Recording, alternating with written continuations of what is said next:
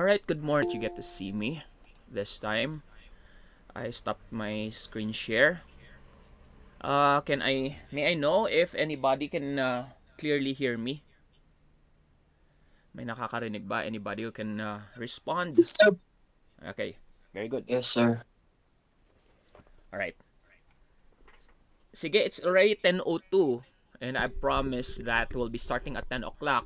Then at least I have a very good number of those who joined today and some are still joining.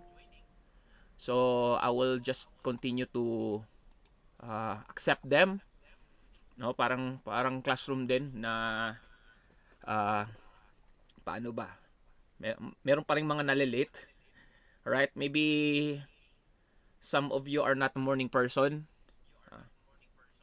So yun, no, sandali. Do you see me? Kita nyo ba ako?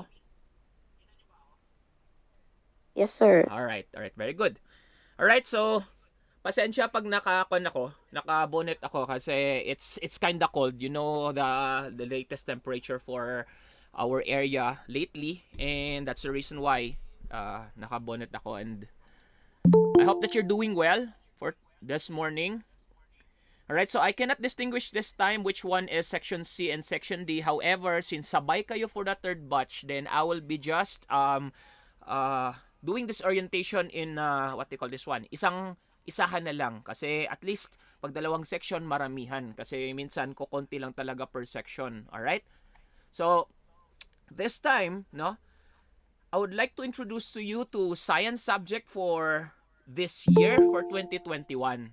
All right, I was asked by our coordinator, Ma'am Rose, that I will be handling your class by 2021 because I was finishing my thesis during 2020, and I was blessed to be able to graduate last October, finishing my master's degree at the University of the Cordilleras. All right, so this time, no, it's 2021. So first time ko pong mag-handle ng high school in a remote learning setup. So bear with me, no, pag tawag nito, medyo nangangapa pa ako for this remote learning setup while you already have started this one and experienced this one since August. All right.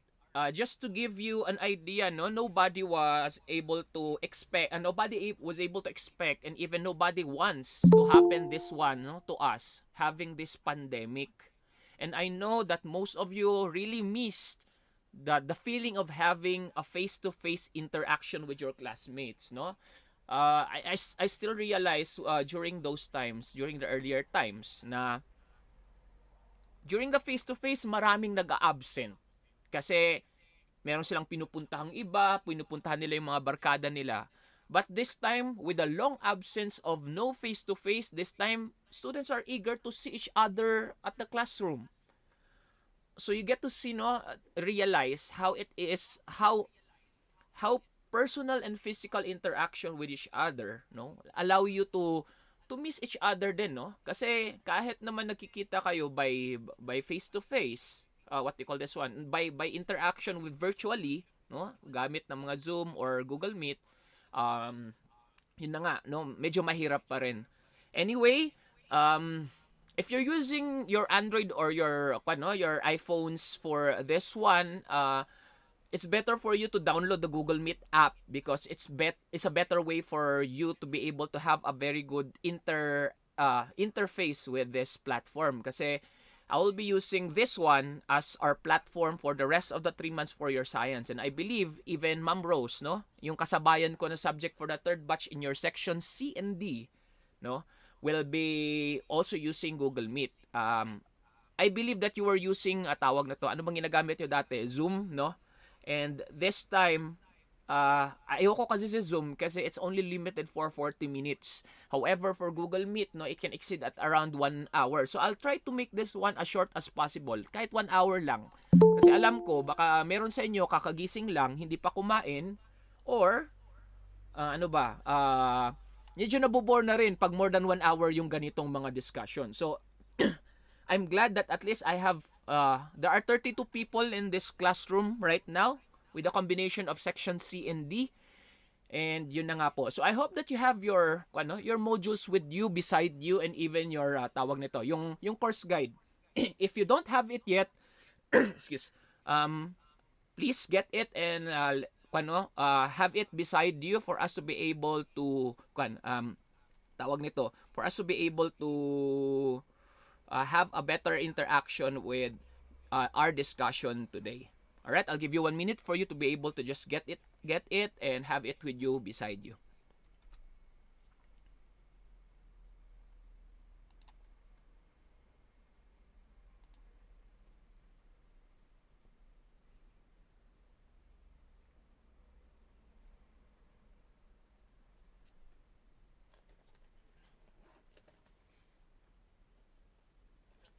Don't All right. All right, sige, salamat Mr. Osias. Mr. Osias, anyway, I think you all right, sorry. Mr. Osias, I thank you for responding. I'd like to remind you that you have your USB still with Ma'am Wailin yesterday. So, please allow somebody to get it for you, no? Para makuha mo yung mga soft copy for the science lesson. All right, let me just check you ng mga interface ko kasi I'm using multiple interfaces for us to have a better interaction. All right. Meron kayang All right. Sige. So let's start no. This time I will be presenting to you the course guide of the lesson of Science 8, all right? I know that's most or maybe some of you already know me because I was handling Science 7B last year. There are some few of you who already know me.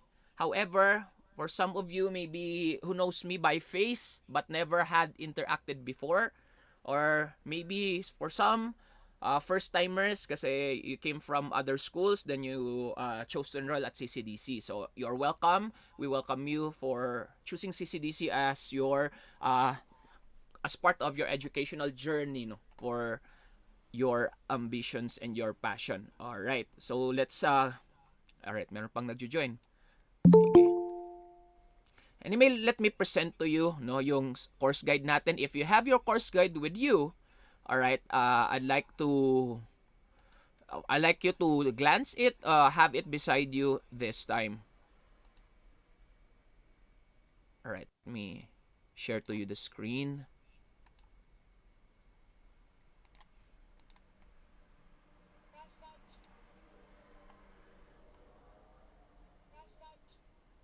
All right.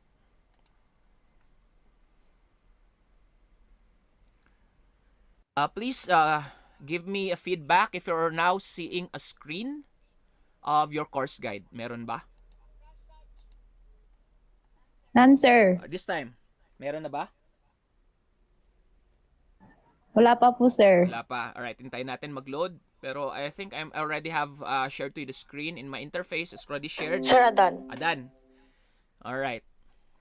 So, Yes, sir. nauma kayo, di daytoy no? Pahapyaw tayo lang nga daytoy nga pagstoryaan. Anyway, anybody who doesn't know, doesn't understand Ilocano? Meron ba? Can you please say yes if you can't understand Ilocano para magtatagalog ako? Sir, Meron. Alright, so merong na isang nag-interact na hindi nakakaintindi ng Ilocano. Alright, so I'll be speaking to you in Filipino and in English na lang para for us to be able to understand more about each other. Alright, so specifically this subject matter is actually is called Science 8, no? So hindi kayo pwedeng mag Science 8 pag hindi nyo nadaanan ang Science 7. Alright? Because in the K-12 curriculum, no, kailangan natin yung Science 7 bago tayo maka Science 8. I believe that there are some few, I think during that time when you are with si Ma'am Nicel, I think walang bumagsak sa subject niya. So congratulations for passing the grade 7, the Science 7 I believe I should say, tapos going now to your Science 8. All right? I'd like you to go right away to I think this is the second page, no? Makikita natin diyan yung mga learning outcomes, content, teaching and learning activity, reference materials, learning schedules, and assessment method. Can you see that one? Can I hear voices? Yes, sir. Alright, very good. Thank you for interacting. Alright, so ito po, no? Alright, your subjects for your or for the whole entirety of your science 8 is actually divided into 4 quarters. Alam niyo na yan, quarter 1, quarter 2, quarter 3, and quarter 4. However, for quarter 1, no, we are the specific science that we're going to talk about is physics. For quarter 2, we'll be talking about geology, meteorology, and astronomy. Alright? So, we talk about typhoons, earthquakes, and mga heavenly bodies. For the third quarter, we'll be having chemistry. And for the last quarter, we'll be having biology. So, think about it, no? Especially later on. Kasi yung science kasi hindi pa parehas ng mga ibang subjects like your English or AP na continue siya for the rest of the quarter. So, ang mangyayari sa science, sa first quarter, physics. Pagpunta mo second quarter, iba na yung subject matter. So, if you, for example, no, you're doing something and you miss to pass something, no, hindi siya continuation ng yung first quarter mo sa second quarter mo. It's a totally different quarter already. So, be mindful about it because then again, no, you'll be realizing na kailangan nating gawin on time yung mga kailangan nating gagawin. Alright.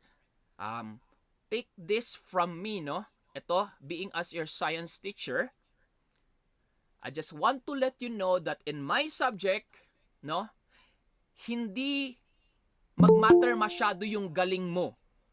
Ang importante po sa subject ko, being as your teacher, is kailangan lang maging, no? Anong tawag nung parang kailangan lang nating maging masigasig. Kailangan lang nating maging ang tawag ba nito? Diyan nagagot. Nya ba ti Filipino tinagagot? Kasjay. So, yun, no, yung parang kailangan lang nating maging hindi tayo tamad na mag-pass. Kasi para sa akin, no, in this year, in this pandemic that we have, I know that students are struggling with this kind of setup. But please be mindful that even us, no, teachers are also struggling with this kind of setup. To be honest with you, mas madaling magturo ng face-to-face kesa ng remote learning setup. But then again, nobody wanted with what happened this year, last year and this year. So again, no, hindi pa masyadong klaro kung kailan tayo babalik ng face-to-face until such time that the vaccines will be rolled out to each citizens, no, to each people na makabavaccinate tayo, and in that case, no, pwede na tayong mag-resume ng old normal. Alright. So in every quarter, you have your performance task. If you have that one on your, if you're looking at the assessment method on the side, no, on the far right, no, meron tayong mga nakikitang mga performance task. So ang ginawa ko po para hindi masyadong mahirap, there is only one performance task for every quarter. Alright, ganito. So, nakita natin dyan, sa course guide nyo, meron po akong nilagay na talagang word dyan na for submission. So, meaning, pag merong for submission dyan sa course guide, and even in your module, yan lang po ang isasubmit nyo. Kasi, there was this one student o classmate nyo kahapon, nagsimula na ata, laging nagtatanong, nagpi-PM sa akin. So, advanced na siya. Wala pa yung orientation, gusto niya nang i-answer. So, I think sinimulan niya na. However, he was trying to finish as soon as possible yung mga kailangang mga gawin. So, he was asking, sir, answeran ba itong try this? Answeran ba itong mga check your understanding? Answeran ba itong mga challenge yourself? I didn't answer his question kasi I was thinking na sasabihin ko rin ito during this orientation. Alright. So, for your first quarter, no, your performance task will be, you are to make a kite. Saranggola. Do you know what kite is? Can I hear voices? Kasi it's so quiet. You know what a Yes, kite sir. is? Yes, sir. Right? So, gagawa kayo ng saranggola. Anybody who tried making a saranggola before already? Anybody? Yes, sir. Meron. Yes, sir. Yes, sir. Me, sir. Me, sir. Sure data. Alright. Kasi, no, As part of your lesson for Yes, sir. physics, for the three laws of motion of